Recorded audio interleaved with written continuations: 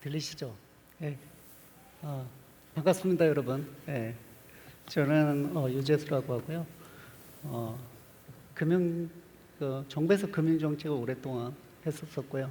가상자산과 관련해서는 부산 블록체인 특구 아이디어를 낸 사람입니다. 그냥 가상자산에 관련해서 가장 좋아했던 거는 국장 당시에, 그 당시에는 뭐 별로 많이 알려지지 않은 부탈린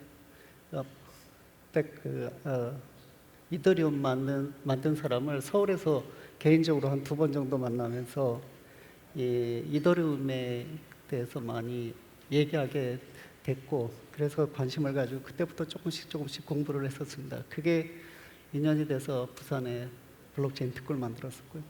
저희 오늘 패널에 또 역시 저랑 굉장히 오랫동안 같이 일을 했던 그 선배님이시기도 한 윤종원 교수님입니다. 이 교수님이란 타이틀이 약간 어울리지가 않는 것 같은데, 뭐 이전에 그 청와대 경제수석도 하셨고 기업은행장도 하셨고요. 그 다음에 또 우리나라를 대표해서 세계 금융안정을 책임지는 IMF의 상임이사도 하셨습니다. 그래서 지금 현재 저랑 같이 조그만 금융포럼에서 같이 공부를 하고 있습니다. 또 한 분은 서울대학의 경영학과의 이종석 교수님이신데요. 여러분들 저보다 더 잘 아실 것 같은데, 최근에 스테이블 코인 한국 열풍을 거의 주도하다시피 거의 제가 이렇게 언론을 이렇게 보면 이종석이 2명인가 3명인가 할 정도로 하루에도 여러 번 스테이블 코인을 강의를 하고 다니시는데요.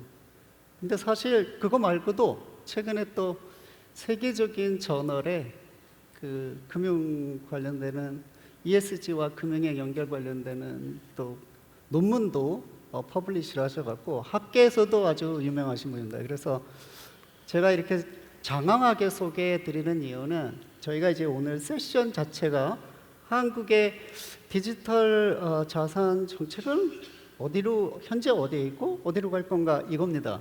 그렇지만 생각해 보면은 저도 그렇고 윤종원 교수님도 그렇고 이종석 교수님도 그렇고 현재에 대한 인식은 정확하지만 갈 길에 대해서는, 갈 방향과 그거에 대해서는 정확하게 일치하지가 않아요. 그렇다고 또 저희도 다 바쁘기 때문에 언제 맞춰갖고 이렇게 하자 저렇게 하자 이렇게 얘기해 본 적도 없기 때문에, 여러분들이 이렇게 들어보시고 저거는 조금 빠르고 나는 저기에 동의한다 이렇게 생각해 주시면 고마울 것 같고요. 저희가 다 일치하지 않았다고 해서 이거 준비도 안 하고 나왔다 이렇게는 생각하지 않기를 바라는 마음입니다.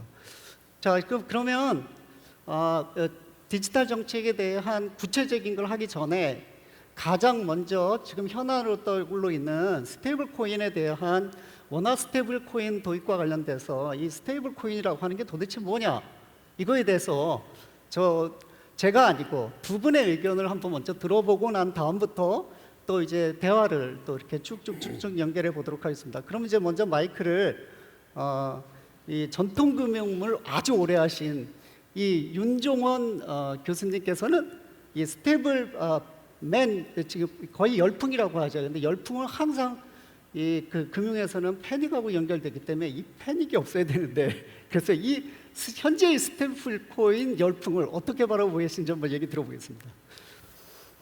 예, 여러분 반갑습니다. 윤종원입니다.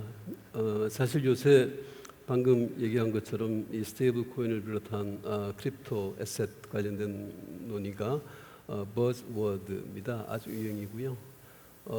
사람마다 또 이 업계에 있는 사람과 또 정부에 있는 사람들이 이 스테이블 코인을 바라보는 시각도 사람마다 참 차이가 많은 것 같습니다. 오늘 아침에 저는 굉장히 흥미있게 들었습니다만 패트릭 맥켄리 전 위원장께서 Wake up call for golden opportunity라고 말씀하시면서 조금 더 이쪽에 서둘러서 육성할 필요성에 대해서 말씀을 하시고 또 이제 저는 IMF나 OECD 또 BIS 이쪽의 국제기구에서의 이런 논의 동향에 대해서도 최근 관심을 가지고 지켜보고 있습니다만 그런 쪽에서는 또 지금 민간 스테이블 코인을 이제 사적 화폐의 일종이기 때문에 이런 민간 화폐가 야기할 수 있는 여러 가지 문제점을 경고하는 그런 시각들도 있습니다. 어떻게 보면 이제 어느 쪽에서 바라보느냐의 문제이기도 하고 또 한편으로 이 내용에 대해서 얼마나 이제 많이 이해를 하느냐에 따라서 시각의 차이도 생길 수 있다고 생각하고요. 그런 의미에서 이제 오늘 같이 이렇게 글로벌 컨퍼런스를 통해서 내용을 좀 더 공유를 하고 생각을 같이 교환하고 이런 것들이 굉장히 의미 있다고 생각을 하고요. 그래서 이런 자리를 만들어준 주최 측에 대해서 우선 감사를 드립니다. 스테이블 코인이 사실 이 국제 거래에서 많이 사용되게 시작한 게 2021년 2년 이후로 상당히 많이 거래가 되기 시작했고 또 한편으로 올해 미국의 지니어스 액트 이후에 또 그런 것들이 거래량이 또 상당히 많이 늘어나고 있고요. 사실 이 지급 결제 분야에서의 혁신성 이런 부분을 생각하면 당연히 이제 많은 나라에서 소비자 선택을 받고 있고 특히 이제 우리나라는 금융시장이 상당히 많이 발전해 있고 또 통화 가치도 안정돼 있고 그래서 상당히 좀 제한적인 달러 스테이블 코인에 대한 수요가 상당히 제한적인 반면에 또 남미 국가들 특히 인플레가 높은 국가들에서는 달러화의 위험도 상당히 커지고 있을 정도로 나라마다 그렇게 차이가 있습니다. 그래서 이게 어차피 앞으로 중요한 지급 결제 수단으로 성장을 하고 있는데 이게 어떤 식으로 미래에 정착될지는 아직은 가늠하기가 저는 초기 단계라고 생각하고 앞으로 성장 여지도 많다고 생각하고 또 소비자들의 이용자들의 선택도 계속 받아야 되는 그런 이슈라고 생각을 합니다. 그래서 이게 가져올 수 있는 혁신을 통한 이노멀스한 그런 베네핏이 있는 반면에 이게 또 우리 경제 사회에 미치는 여러 가지 사이드 이펙트라든가 리스크도 상당히 크다고 저희가 볼 수가 있거든요. 금융 안정성 위협이라든가 통화 주권의 문제, 또 한편으로 자금 세탁이나 이런 탈세의 소지가 될 수 있다는 그런 여러 가지 문제. 특히 우리나라 같은 기축 통화가 아닌 국가에서 자본 유출입을 우회하는 수단으로 사용될 수 있는 그런 다양한 그런 위험이 있어서 결국은 이런 양날의 칼인데 이제 이게 어떤 식으로 우리가 좀 균형 잡힌 규율 체계를 만들어서 대비하느냐에 따라서 부작용은 줄이고 또 그만큼 혁신은 지원할 수 있고 그렇게 할 수 있다고 생각합니다. 그래서 앞으로 이런 균형 지금 이제 국회나 정부에서도 그런 여러 가지 법 논의도 있고 하니까 그런 과정에서 저희가 이런 민간의 혁신이 충분히 잘 발휘될 수 있는 그런 여건이 만들어지기를 바랍니다. 우리 이 교수님은 어떻게 네. 생각하시는지? 저도 스테이블 코인이 뭔가에 대해서 제가 이제 생각해 봤을 때 스테이블 코인이 우리 삶을 어떻게 바꿀까에 대해서 생각을 해보는 게 맞는 것 같고요. 준비를 제가 한 2장 정도로 정리를 했는데 스테이블 코인이 우리 삶에 미칠 영향들에 대해서 하나씩 조금 한번 보여드릴까 합니다. 저 양쪽 사이드에 아까 슬라이드가 나온다고 하셨는데 제가 아까 전 세션에서도 좀 논의한 바이긴 한데요. 스테이블 코인은 제가 느꼈을 때에는 일단은 금융의 플랫폼화의 시작이라고 생각을 합니다. 우리가 달러를 예전에 은행망을 통해서 우리가 구입을 했을 때에는 미국에 있는 은행, 우리에 있는 은행 그 사이를 연결하는 스위프트 여러 단계를 거쳐서 우리가 미국에 있는 달러들을 소비자에게까지 전송이 되는 과정을 거쳤는데 어떻게 보면 이제는 그 달러를 블록체인이라고 하는 어떤 고속도로 같은 곳을 통해서 직접 구입을 할 수가 있잖아요. 그래서 제가 보는 서클은 달러와 인터넷의 만남? 그래서 놀랍지 않게 그 서클의 IPO 됐을 때 제가 그 회사명을 보니까 서클은 서클 인터넷 그룹이더라고요. 그래서 본인들이 스스로 뭔가 인터넷 그룹을 표방하고 있는 금융을 플랫폼화해서 마치 우리 안방까지 금융 상품의 대표적인 예인 달러를 직구할 수 있게끔 만드는 것. 그러면 저는 이제 그게 세상을 어떻게 바꿀까 생각을 해보면 지금까지의 지급결제 체계는 굉장히 각 국가별로 분절되어 있었거든요. 세그먼트도 되어 있었다라고 한다면 일종의 우리가 다 글로벌 참여자들이 공용으로 사용하고 있는 퍼블릭 블록체인이라고 하는 인프라에 본인들이 다 지갑을 하나씩 만들 수 있는 새로운 금융 포용성을 가진 이제 어떤 인프라가 생겨나는 것이고 그렇다면 그 끝은 제가 보기엔 단순히 달러를 사는 거에서 끝나는 게 아니라 모든 사람들이 달러를 가지고 있게 되면 이제는 채권도 주식도 모든 금융 상품은 데이터이다 보니까 결과적으로 우리가 데이터를 직접 미국에 있는 로빈후드로부터 산다라고 생각하면은 이제 주식 채권도 직구가 가능해지는 것이고 우리가 구입했을 때 거기에 대한 대금 지급을 예전에는 비트코인이나 이더리움 같은 변동성이 큰 것으로 하려다 보니 좀 스무드하고 매끄럽지 않았다라고 한다면 이제 달러로 바로 페이를 지급을 할 수 있다 보니까 전 세계 금융이 되게 하나로 어떻게 보면 연결이 되고 스케일이 커지는 그 글로벌 토크나이제이션의 시작이 이 스테이블 코인을 통해서 뭔가 시작된다는 느낌이 있습니다. 그렇다라고 하면은 새롭게 재편이 되는 글로벌 금융 생태계라는 것은 결국 우리의 기존에 있던 증권사나 은행들이 어떤 식으로 참여를 해야지 되는지에 대한 숙제를 남길 것 같고요. 그래서 그게 이제 제가 생각하고 있는 스테이블 코인을 통해서 굉장히 많이 바뀔 글로벌 어떤 증권사 아니면 금융업의 지형 뭐 이런 게 있을 것 같고 두 번째 제가 생각해 보는 거는 다음 장인데요. 사실 스테이블 코인이 가지고 있는 장점은 아토믹 스왑이라 그래서 결국엔 코인과 코인이 순식간에 주인장을 바꿔버리는 일들입니다. 근데 사실 우리가 달러와 원화를 교환한다라고 했을 때에도 체결이 완료되기까지 보통 하루 이틀 정도의 시간이 걸리는데 즉각적인 두 개의 통화가 손을 바꿀 수 있게 하고 그 기록을 남긴다라는 것은 가장 중요한 FX 시장에서의 결제 효율성에 대한 것들이 진일보할 거라고 생각을 합니다. 지금 우리는 제도권화로 들어와 있지 않기 때문에 이 부분보다는 개인들이 달러를 쓰고 주고받는 행위에 지금 초점을 맞추고 있지만 결국 달러로 지급을 받은 사람은 원화로 뭔가 그걸 환전해야 되는 필요가 있을 것이고 그렇다라고 한다면 우리가 환전하고 있는 외환결제 시장이라는 것이 블록체인이라는 인프라를 통해서 굉장히 효율화되는 시작점에 있을 거라는 생각을 해요. 그리고 사실 두 번째 제가 쓴 거는 화폐 수량론의 변화라고 썼는데 좀 신기하고 재밌는 아이디어라서 한번 공유를 해드리는데 전 스테이블 코인이 우리의 화폐 경계선을 이런 식으로 좀 바꾸는 것 같아요. 화폐 수량론이라는 게 다른 게 아니라 통화량을 M이라고 표현하고 통화가 손을 바꾸는 돈의 속도를 V라고 하면 우리가 가지고 있는 통화가 서로 손을 바꾸는 총량이 M 곱하기 V거든요.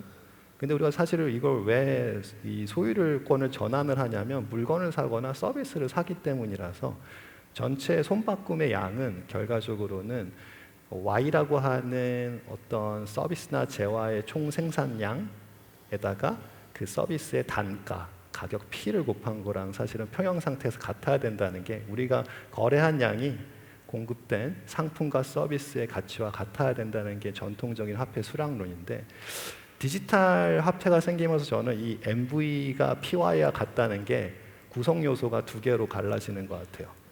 전통 금융의 MV 더하기 이제 온체인에서 일어나는 MV로 갈라지고 우측에는 전통 세상에서의 PY가 디지털 세상에서의 PY로 이렇게 구별이 될 텐데요.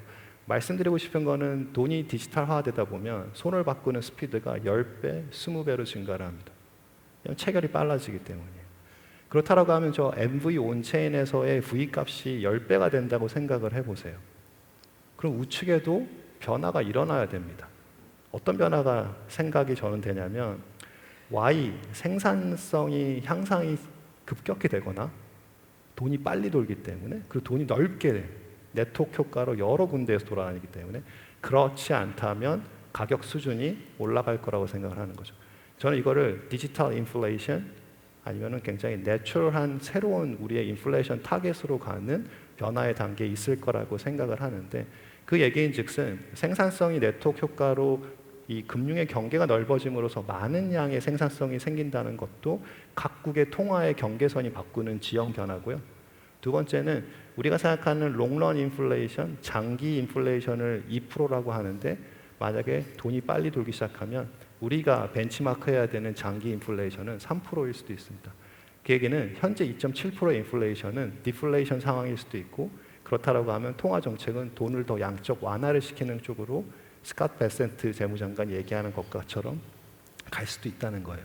그 얘기는 우리의 통화의 지형과 통화 정책의 이 바운더리, 경계선이 급격히 변하는 현상들이 지금 요 디지털 화폐, 스테이블 코인의 등장을 통해서 일어나고 있어서 이 상황에서 사실 우리가 정말 추구해야 되는 것, 원화 생태계 입장으로 원화 한 단위의 가치를 안정적으로 유지하는 게 우리의 최고의 목적 함수인지 아니면 이 가치 곱하기 통용되고 있는 총량이라고 하는 원화 경제 생태계의 총량의 안정성을 추구하는 게 우리가 해야 하는 일인지에 대해서 숙제를 남겨주는 것 같아요. 근데 저는 네트워크 이펙트가 지배적인 새로운 세상으로 가서 우리의 통화 경계선이 수축될 수도 있다라는 생각을 한다면 전자보다는 통화 생태계, 원화 통화 생태계의 총량의 안정성을 어떻게 하는지가 우리가 풀어야 되는 중장기적인 숙제라고 생각이 됩니다. 거기에 대해서 이제 추가적으로 좀 이따 더 말씀드리겠습니다.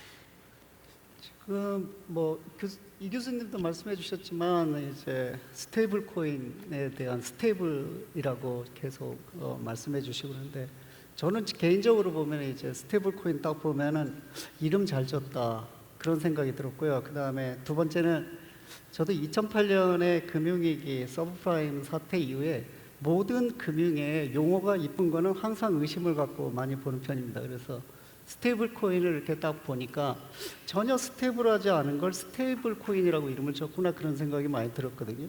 스테이블 코인 자체가 달러에 태그가 되는데 달러 자체가 흔들리는데 흔들리는 거 위에 있는 연결된 건 왜 스테이블한가라는 게 저의 의문이었고요.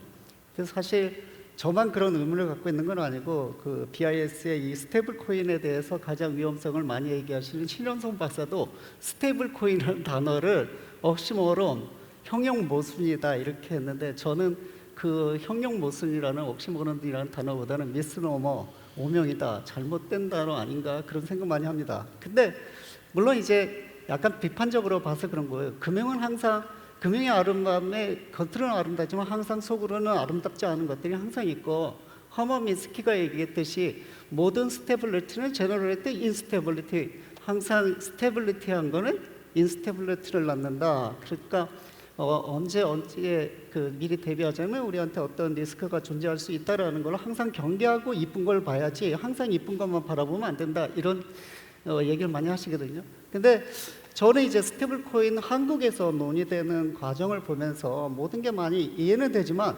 발행하시려는 분들은 많고 발행과 관련되는 세미나도 많은데 도대체 수요가 어디가 있을지 궁금하거든요. 그래서 여러 사람한테 많이 물어봤습니다. 여기 굉장히 전문가이신 두 분한테 자 발행은 많이 하는데 도대체 용처가 뭘까? 얼마나 많이 올까? 그리고 이렇게 많이 발행해서 다 쓸 수 있을까? 글로벌 리더 서클하고 테더밖에 없는데 한번 여쭤보겠습니다. 우리 저 임 교수님 먼저 하시겠습니다. 제가요? 네. 이제 원화 스테이블 코인 입법이 지금 논의가 진행이 되고 있고요. 거기서 결국은 투자자 보호 또 다양한 우리가 경제 사회적으로 중요한 가치를 위험을 줄이기 위해서 여러 가지 요건들을 설정을 하게 될 겁니다. 발행자의 조건이라든가 담보 자산의 종류와 어느 정도 수준으로 할 건지 또 공시를 어떻게 할 건지 그리고 이미 뭐 법이 좀 돼 있습니다만은 자금 세탁 방지와 관련된 뭐 그런 여러 가지 규정들도 그렇고 앞으로 외환거래법 관련된 것들도 지금은 어플라이가 되지 않으니까 앞으로 저희가 반영을 해야 될 텐데 이런 것들이 저는 발행자를 요건을 포함하지만 공급에만 영향을 주는 거라고는 생각을 하지 않고요. 그런 전반적인 규율 체계를 어떻게 마련하는지가 공급뿐만 아니라 수요에도 영향을 주는 거기 때문에 결국은 그런 규율 체계를 얼마나 명확하고 투명하게 합리적으로 잘 만드는지가 중요하고 그것들이 또 수요와도 관련이 된다고 생각합니다. 한편으로 인위적으로 수요를 저희가 접근하게 되면 예를 들어서 종전에 2017년도 크립토 윈터라고 했던 것처럼 그렇게 이걸 인위적으로 굉장히 투기성이 강하기 때문에 인위적으로 억제를 해야 된다는 어프로치든지 또는 한편으로 이건 굉장히 신산업이기 때문에 우리가 다 달라붙어서 인위적으로 끌어올려서 육성을 해야 된다든가 저는 두 가지 다 시각 다 저는 맞지 않다고 생각을 하고요. 아까 방금 말씀드린 대로 명확하고 투명한 그런 규제의 틀을 합리적으로 제시하는 것 자체가 이쪽 업계 또는 이쪽 산업의 건전한 발전을 위한 첩경이라고 저는 생각을 합니다. 그런 제도를 만들 때 우리 경제사회 여건도 상당히 중요합니다. 미국과 같이 정부가 어떤 제도를 만들기 전에 민간에서 그런 생태계가 형성되는 것을 잘 지켜보고 있다가 그 다음에 문제가 터졌을 때 그런 부분들을 이렇게 규제를 시작하는 경우도 있고요. 그런 경우는 루나, 테라 같은 경우에 그 사람들 사고가 생겼을 때 그 사람들을 처벌을 하지만 거기에 대해서 책임을 지는 사람은 없습니다. 우리나라에서 그 사태가 터졌으면 어떻게 됐을까 그런 생각을 가끔 해봅니다. 전에 크립토 생태계의 일은 아닙니다만 파생상품 관련해서 키코 사태라고 여러분 아시는지 들어보셨겠습니다만 그 일이 터졌을 때 금융투자의 자기 책임 원칙에 따라서 그렇게 책임이 지어지는 게 아니라 그 부분에 대해서 금융기관과 또 정부에 대해서 와서 해결을 해달라고 하는 그런 여러 가지 정책 여건들도 있고 그렇습니다. 그래서 그런 부분들을 감안을 해서 이런 의사결정이 좀 돼야 될 것 같고 수요 쪽에 영향을 주는 가장 큰 조치는 아무래도 금융기관과 또 법인의 투자나 이런 부분들을 어떻게 가져갈지 문제일 텐데 지난번 올 초에 이미 그 법인 투자와 관련된 그런 단계적 점진적인 허용 방안을 정부가 발표한 것을 제가 봤습니다. 그런 시기에 따라서 이루어질 거라고 생각을 합니다. 네, 그래서 저는 아까 이 전전 세션에서 그 팍소스라 리플 쪽 분들이랑 대화를 나누면서 느꼈던 바인데 사실 제가 그분들한테 달러 스테이블 코인도 진짜 여러 가지가 있는데 왜 공존해야 되는지를 한번 여쭤봤더니 저한테 각각의 스테이블 코인이 하고자 하는 목적이 다 다르기 때문이라는 이야기를 저한테 해주더라고요. 그러니까 그 달러 스테이블 코인도 스스로의 가장 최적화된 용처가 무엇인지를 각각의 페이먼트 네트워크 사업자들이 되게 치열하게 고민을 하고 있구나라는 생각을 했습니다. 그렇다라고 하면 우리가 이거는 원화 스테이블 코인의 사용처니까 이렇게 해라는 것은 저희도 답이 아닌 것 같고요. 하물며 달러조차도 그걸 알 수 없어서 인간 혁신에게 그 사용처를 물어보고 있는 것이라면 전 전적으로 윤 교수님 말씀하신 것처럼 우리가 발행자가 해야 되는 재무 건전성 그리고 공시적인 모든 측면에서 금융 소비자의 안정성의 테두리 안에서 발행을 하게 한다면 그 다음에 활용 사례에 대한 것들은 시장의 혁신과 노력을 통해서 우리에게 어떤 솔루션을 제공할 수 있는지 그것을 혁신에 대한 성격과 어떤 내용을 우리가 미리 예단해서 하는 것은 원화 스테이블 코인에게는 더더욱이나 맞지 않는 옷일 것 같아서 얼마큼 사실은 원화가 국내에서 쓰인다라고 하면은 이미 너무나 잘 되어 있는 페이먼트 시장이 있다 보니까 분명 우리한테 어떤 글로벌 지갑으로서 사용할 수 있는 블록체인에서 쓸 수 있는 원화가 필요하다면 아마 한국의 원화로 표기되어 있는 무언가를 사고 싶어 하지만 내국인들이 아닐 겁니다. 그렇다라고 하면 우리는 해외에 거주하지만 한국에 경제적인 관심을 가지고 있는 사람들의 수요가 몇 프로 정도 되는지부터를 먼저 따져봐야 될 것 같고 그것 저는 이제 아웃바운드 수요라고 얘기를 하는데 현재 뭐 그러한 다양한 가능성들에 대한 일단 수요 조사를 하다 보면 요즘에 우리를 방문하고 있는 관광객의 성장률에 대한 기사도 자주 보곤 하는데 예전과는 달리 적어도 10에서 20% 정도의 성장률을 보이고 있다라고 한다면 그들에게 금융 어떤 편의성을 제공할 수 있다면 예금이 없더라도 카카오 어카운트가 없더라도 우리 경제 생태계 안에 들어와서 편하게 뭔가 거래를 할 수 있는 그 연장선이 아까도 그 팍소스와 리플 세션에서도 얘기했는데 워낙 스테이블 코인이 필요하다면 한국의 어떠한 금융 생태계나 생산 생태계가 달러로 표방되고 있는 금융 생태계와 생산 생태계와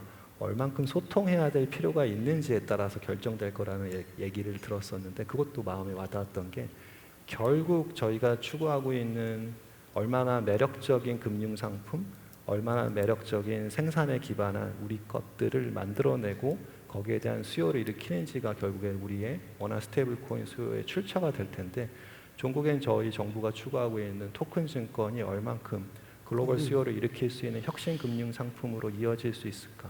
거기에는 우리가 갖고 있는 K-팝이나 어떤 K-무형 자산들에 대한 어떻게 보면 비정형 새로운 스타일의 어떤 증권이 나올 수도 있는 것이고요. 그걸 통해서 관광객이 되었건 아니면 금융 투자자가 되었건 원화에 대한 관심도가 있는 것만큼이 아마 우리 원화 스테이블 코인이 처음 시작할 수 있는 그 바탕이 될 거라 생각해서 얼만큼 아웃바운드 수요를 우리가 일으킬 수 있는지에 대한 고민을 시장이 경쟁적으로 혁신을 일으키면서 할 수 있는 그 규제 환경을 만들어주는 게 저희한테는 가장 이 숙제를 푸는데 합리적인 방법이라고 생각을 하고요. 어떤 방식으로 수요를 만들어야 되는지를 탑다운 방식으로 정해서 갔을 경우에는 달러보다도 매력이 없는 원화에서는 충분한 기회를 우리가 찾아내지 못할 수 있을 것 같아서 먼저 어떤 안전망, 어떤 시스템을 구축할까에 대해서 진지하고 신중하게 고민한 후 그 다음에 혁신은 시장의 동력에 맡기는 방법을 택하면 원화 수요는 제 개인적인 생각으로는 지금까지 쓰던 거에 한 10에서 15% 정도가 우리가 생각하지 않았던 아웃바운드 수요를 만들어낼 수 있지 않을까 그렇게 생각하고 있습니다. 그 디지털 자산 정책으로 넘어가기 전에 이 스테이블 코인과 관련돼서 꼭 빠지면 안 되는 논의를 한 번 정도는 정리할 필요가 있는데 그게 센트럴 뱅크 디지털 커런시 CBDC 논쟁이거든요. 미국은 안 하면 되지 페드가 하지 못하도록 행정명령으로 막고 스테이블 코인을 적극적으로 밀고 있고요. 반대로 유럽은 달러라이제이션의 영향, 우려 뭐 이런 것 때문에 디지털 유로라는 CBDC를 밀고 있고 스테이블 코인 정책에 대해서는 굉장히 강한 미카 규제를 하고 있어요. 그래서 저희 한국도 보면 한국은행이 CBDC를 적극적으로 추진하다가 지금 미국 분위기 때문에 그런지 약간 주춤하면서 지금은 거의 조용한 분위기고 아시다시피 전 국민이 스테이블 코인에 대해서 관심이 많은 상황입니다. 이 현상을 어떻게 봐야 되는지 우리 윤중원 교수님한테 한번 여쭤보도록 하겠습니다. 예, 방금 우리 유재수 박사께서 지적한 대로 미국에서는 스테이블 코인에 대한 발행과 연구를 금지를 시켰거든요. 여러분 잘 아실 겁니다. 근데 사실 그게 리테일, 그러니까 일반 소매용 스테이블 코인에 대한 발행과 연구를 금지시킨 거고 기관용으로 홀세일로 하는 스테이블 코인에 대한 연구나 발행은 사실 대상이 아닙니다. 그렇지만 우선은 미국에서는 민간 스테이블 코인을 육성하고 싶은 생각, 뭐 그게 여러 가지 채권에 대한 수요를 늘린다든가 여러 가지 모티베이션이 있습니다만은 미국에서는 조금 더 신중하게 하자는 입장이고 반대로 중국에서는 디지털 위안화라 그래서 굉장히 적극적으로 하고 있고요. 슬라이드를 제가 하나 제가 설명은 하지 않겠습니다만 전 세계 중앙은행 대부분이 CBDC 관련해서 연구 개발을 하고 있고 또 일부 신흥국은 공식적으로 도입하고 있습니다. 그러면 자 우리나라 입장에서 한국은행에서도 연구를 하고 실제 모의 실험도 하고 그렇게 했습니다만 우리 입장에서 봤을 때 CBDC 중앙은행 디지털 화폐를 하느냐 안 하느냐에 따라서 민간 스테이블 코인에 영향을 영향이 꽤 될 거거든요. 그러면 어떤 해야 될지 말아야 될지 결정하는 것을 어떤 시각에서 우리가 정해야 될 것이냐. 결국은 민간 스테이블 코인을 육성한다는 것 자체도 그 자체가 최종 목적은 아닐 거고요. 우리 국가 경제나 국민의 입장에서 봤을 때 미래 통화 제도의 구성을 어떻게 가져가는 게 훨씬 더 바람직할 건지 이런 시각에서 볼 필요가 있다고 생각합니다. 사실 CBDC는 중앙은행이 하는 거니까 여러 가지 신뢰라든가 또 믿음이, 그러니까 신뢰나 이런 부분들이 훨씬 더 공신력도 있고 그렇기 때문에 민간 스테이블 코인과 또 다른 장점이 있는 반면에 또 한편으로 야, 중앙은행에서 내가 거래한 블록체인상에 거래한 거를 다 알고 있으면 내 프라이버시 다 털리는 게 아닌가 이런 우려를 뭐 조지 오웰의 1984년 같은 그런 우려를 하는 분도 계실지 모르겠습니다. 어쨌든 상당한 장점을 가지고 있는 에셋이기 때문에 그러면 정부와 민간 간의 그런 디지털 미래 통화의 구성을 어떻게 가져가는 게 좋은 건지 그거를 인위적으로 막고 이건 된다 안 된다 정부가 판단하기보다는 우선은 서로 경쟁할 수 있는 여건을 터줘서 정부는 그러니까 CBDC는 나름대로 키 앵커로서 미래 디지털 통화에서의 역할을 할 수 있도록 만들어주고 또 예금은행, 그러니까 신금융 말고 전통금융도 혁신을 해야 되니까 디파짓 토큰 같은 것들로 해서 혁신을 할 수 있는 여건을 만들고 또 민간 스테이블 코인에 대해서도 자기들의 경쟁력을 뽐낼 수 있도록 하고 그렇게 해서 시장 선택을 받아서 미래의 통화 제도가 구성하는 게 바람직하지 않느냐 저는 그렇게 생각하고 있습니다. 저도 이제 전적으로 동의를 하는 게 사실은 원하는 달러와 다르게 기축통화가 아니다 보니까 아까 팍소스나 리플 친구들은 민간이 할 수 있는 영역은 혁신성을 추구하고 스케일업을 추구하는 분야이기 때문에 민간에게 맡겼을 때 적합하다라는 표현을 썼는데 사실 CBDC는 리테일에서 경쟁을 한다면 이 리테일 CBDC와 스테이블 코인은 겹칠 수 있겠지만 홀세일의 역할을 하는 CBDC는 그 자체로서의 통화 안정성 그리고 여러 가지 안정성을 확보하는 데 굉장히 중요한 역할을 해줄 수가 있어서 저희가 해야 되는 거는 미국이 가는 길과는 분명 달라야 될 것 같고요. 말씀 주신 것처럼 예금 토큰으로 우리가 기존에 쓰던 것들을 뭔가 프라이빗 블록체인 내지는 퍼블릭 블록체인과 정합성이 있는 프라이빗 블록체인화하는 방법으로도 예금 토큰이 가져오는 혁신이 있을 수 있고 아까 말씀드렸던 10에서 20% 정도의 아웃바운드 활용 사례는 아마 지금까지 하지 않았던 플랫폼 사업자나 핀텍 증권사들이 활로를 찾아볼 수도 있는 내용이고요. 사실은 그렇게 채워지고 나서도 50%가 안 된다고 한다면 나머지 부분들에 대해서는 CBDC로 통화 안정성이나 유동성 백스톱에 대한 우리가 시스템 준비를 해야 되는 부분들이 반드시 원화라고 하는 비기축 통화에서는 필요할 것 같고요. 저는 약간 이런 것 같아요. 원화 스테이블 단에서는 확장성, 혁신을 통해서 원화의 사용 바운더리를 새롭게 재편되는 디지털 세상에서 계속 넓혀주는 역할을 추구하고요. 뒷단에서는 은행과 이 중앙은행들이 만들어내고 있는 안정성 기반의 디지털 화폐를 통해서 그쪽에서 혁신을 하다 보면 생길 수 있는 금융 불안정성에 대한 안전판을 충분히 뒷받침해 준다고 한다면 그게 우리가 비기축 통화로서 새롭게 재편되고 있는 블록체인 때문에 재편되고 있는 디지털 통화 지형에 제일 적합하게 대응할 수 있는 우리만의 최적 구조가 될 것 같은데요. 그래서 저는 우리가 어떤 사업자들을 용인할 것인지와 동시에 어떻게 이 시장에 대한 안전판 구조를 만드는지가 너무 중요한 것 같고 저는 그 면에서는 한국은행이 추진하고 있는 CBDC, 프라이빗 체인으로 구현하더라도 퍼블릭 블록체인이라고 하는 글로벌에서 스테이블 코인이 돌아다니고 있는 인프라와 우리가 영어로는 인터오퍼러블하다고 하는데 상호 정합성을 확보할 수 있는 프라이빗 체인으로 반드시 한국의 CBDC망은 구축되어야지만 이 갈라파고스처럼 우리만 쓰는 것이 아니라 해외와도 소통할 수 있는 안전판으로서의 CBDC의 역할이 제대로 작동될 수 있을 거라고 생각해서 이러한 국내 그리고 국외 그리고 국내외 간의 어떤 호흡을 위한 굉장히 기술적인 측면도 아주 신중하게 고려해서 우리만의 최적화된 네트워크를 구축해야 된다고 생각을 합니다. 저 이제 시간이 꽤 많이 지나갔고요. 나머지 시간에 그 디지털 금융, 디지털 자산, 가상자산 정책에 대한 한국의 정책 방향에 대해서 한번 약간 정리해보는 시간을 갖도록 하겠습니다. 시야를 조금 더 크게 해서요. 뭐 사실상 저희 이 나라는 바이든 행정부랑 거의 유사한 규제 일변도 정책을 취하고 있었죠. 근데 이제 갑자기 트럼프 대통령 돌아오면서 완전히 저쪽이 달라지니까 이제 저희도 뭔가 좀 다른 모습을 보이지 않을까라고 하는 게 가상자산업계 분들의 기대인 것 같아요.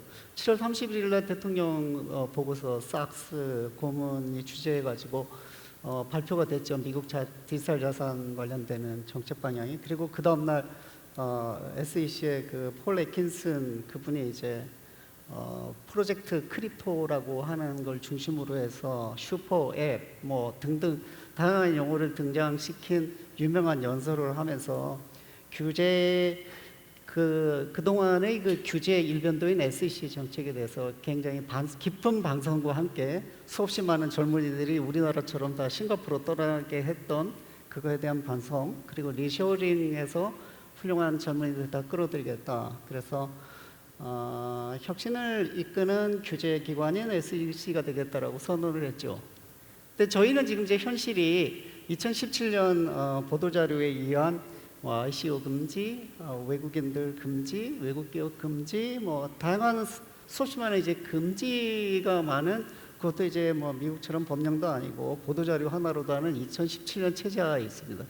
이건 이제 분명히 어떤 식으로든지 뭐 크게 바뀌든 작게 바뀌든 천천히 가든 늦게 가든 뭔가 변화가 있을 거라는 생각이 드는데, 그래서 뭐 대표적으로 이제 미국에서는 이제 오퍼레이션 초크포인트 2.0이라고 해서 가상자산 업체의 그 금융기관 접근을 억제한 게 있죠. 저희도 똑같은 규제가 2017년 규제에 있습니다.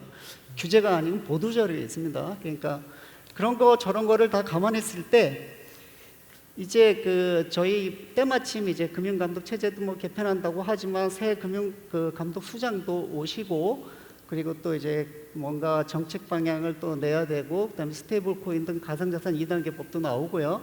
그러니까 이제 많은 기대가 여기저기서 이제 분출하고 있는 상황인데, 이 상황에서 그 이제 과거에 정부의 금융 경제 정책을 총괄하셨던 우리 윤종원 교수께서는 이 상황을 보시고 어떻게 방향으로 가야 된다 생각하시는지 한번 들어보겠습니다.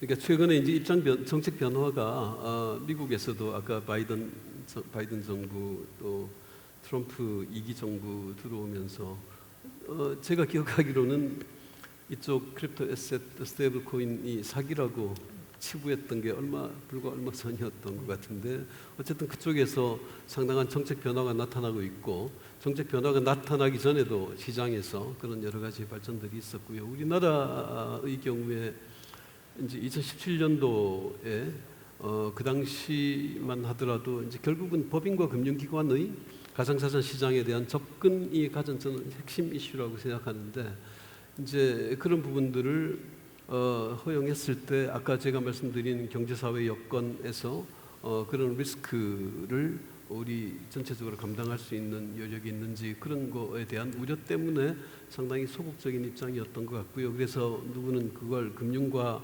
가상자산의 분리, 그래서 금가 분리 뭐 이렇게 원칙이라고도 얘기를 하고 그랬습니다. 근데 그런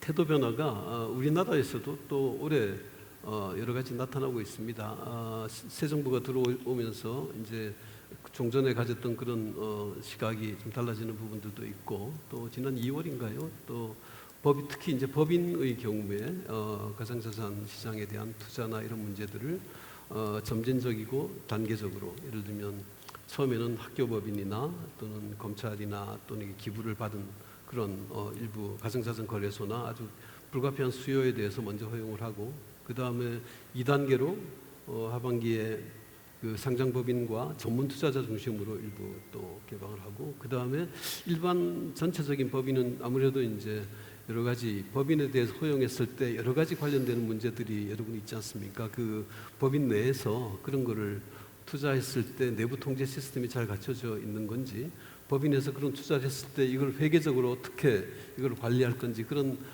체계가 만들어지지 않은 부분들도 많기 때문에 그래서 그런 정부가 지난번에 이제 이런 방안을 단계적인 방안을 마련할 때 전문가들하고 시장 사람들하고 같이 그렇게 협의를 해서 그런 방안을 만든 것으로 저는 알고 있습니다. 그래서 그런 스킴 하에서 조금씩 단계적으로 넓혀 나가는 것이 필요하다 그렇게 생각을 합니다. 저는 이제 미국을 보고 있으면 결국에는 스테이블 코인을 시작해서 모든 자산을 토큰의 형태로 블록체인에서 거래를 하겠다라고 하는 그 글로벌 토커나이제이션을 실현하기 위해서 미국이 해왔던 모습을 보면 가상 자산을 다루는 사업자들의 다각화였습니다.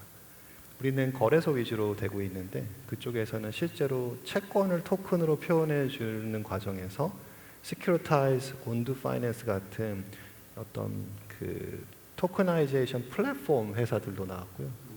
또 당연히 지갑 사업자도 나왔고 스테이블 코인도 돈을 토큰화한 것이다 보니까 돈을 맡아주는 또 커스토디안, 수탁업자 다양한 사업자들이 등장을 합니다. 또 중요한 게 우리가 담보자산을 현실에 갖고 있지만 담보자산 대비 발행되어 있는 토큰의 양을 비교하는 것이 재정 건전성에 대한 파악이 굉장히 중요한데 현실 세계에 있는 담보자산의 가치를 블록체인에 우리가 읽어드릴 수 있고 프로그램할 수 있는 숫자로 만들어주는 이걸 오라클 사업자라고 하는데요.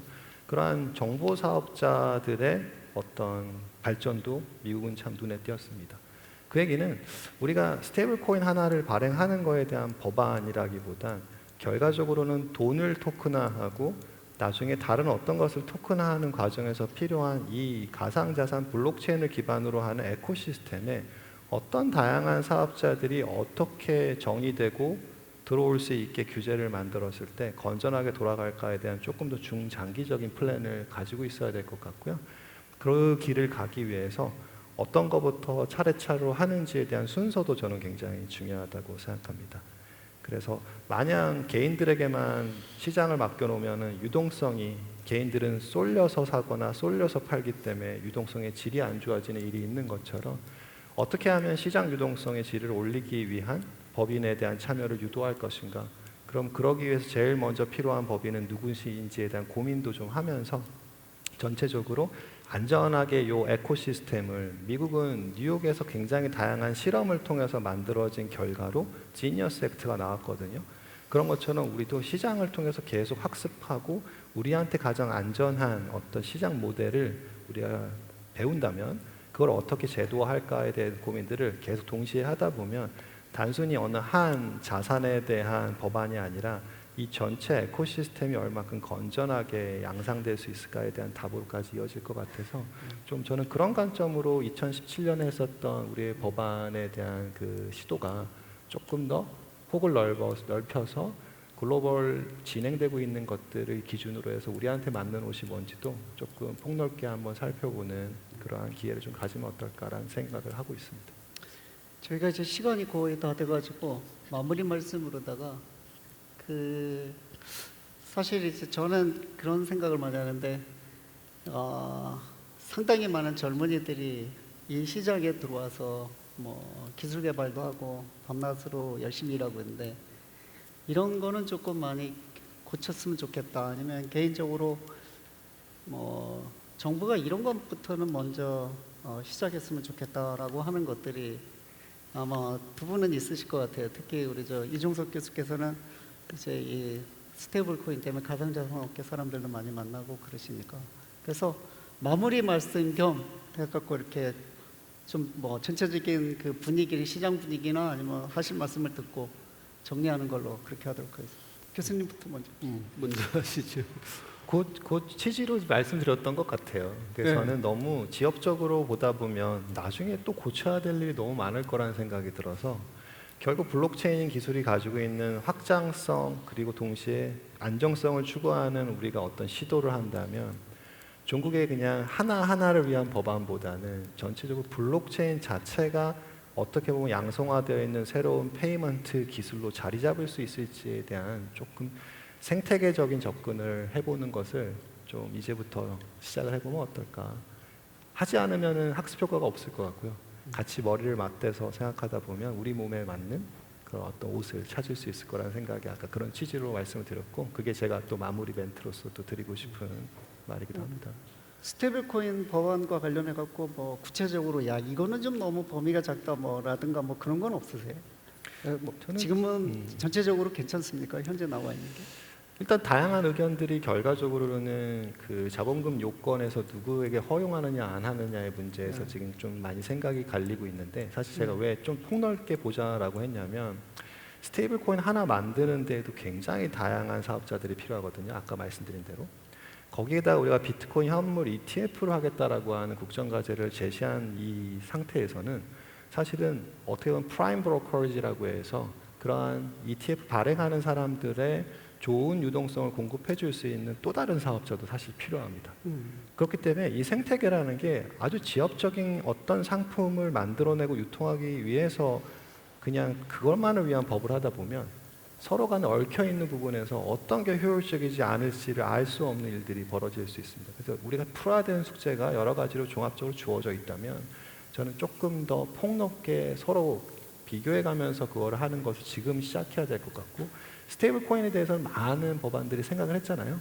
그럼 좀 더 다른 영역에서의 문제도 여기 안에서 겹치는 것이 무엇이고 우리가 또 품어야 될 것이 무엇인지 생각을 좀 같이 했으면 하는 것이 개인적인 바람입니다. 그래서 법안 어느 하나에 대한 것이 맞고 틀리다라기보다 법안 그 자체가 품어야 되는 폭이 어디까지 가야 되는지를 함께 생각하는 좀 그런 측면이 좀 강조됐으면 좋겠습니다.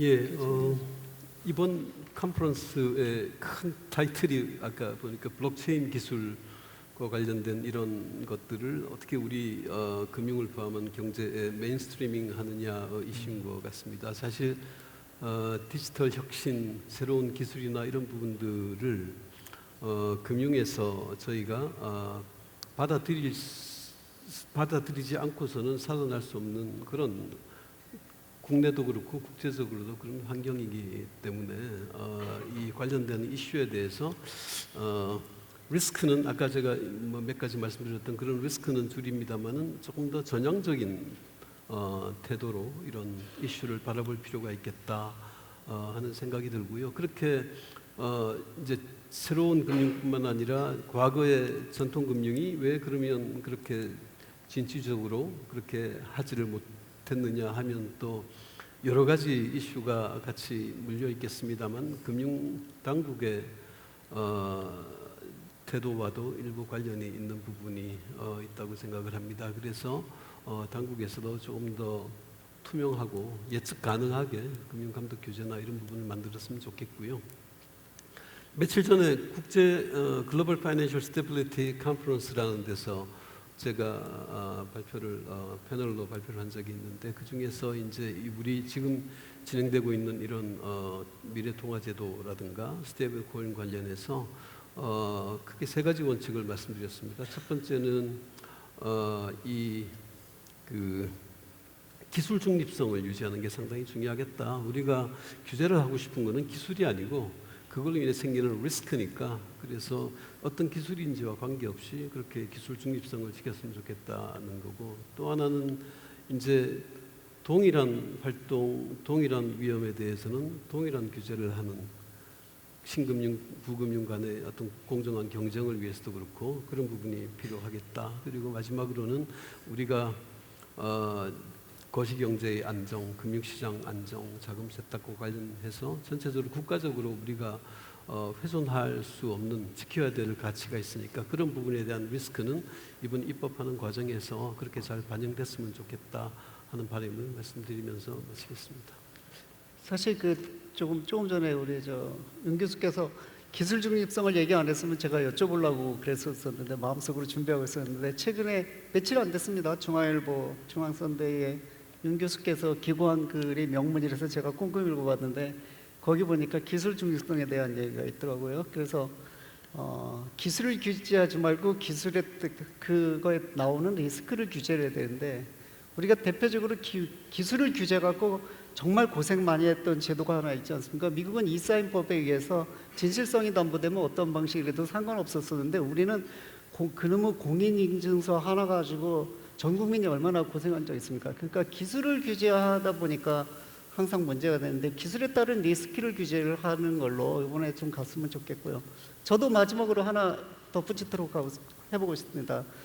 STO 법안 최근에 많이 나오고 있는데 그 STO 법안이 제가 우려드린 게 딱 하나 있어요. 왜냐하면 다 아까 이종석 교수께서 말씀하신 대로 전통금융도 다 토커나이즈 되는 세상인데, 예를 들면 증권, 뭐 채권, 펀드 다 토커나이즈 되고 있는 세상인데 저희 그 법에서는 그거를 배제했거든요.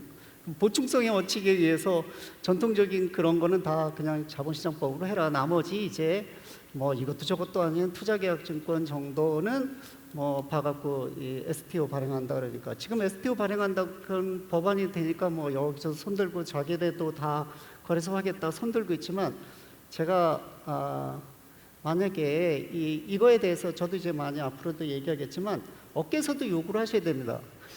해주는 건 좋은데 키고 고생해서 갔는데 돈이 안 되면 아무 의미가 없지 않냐.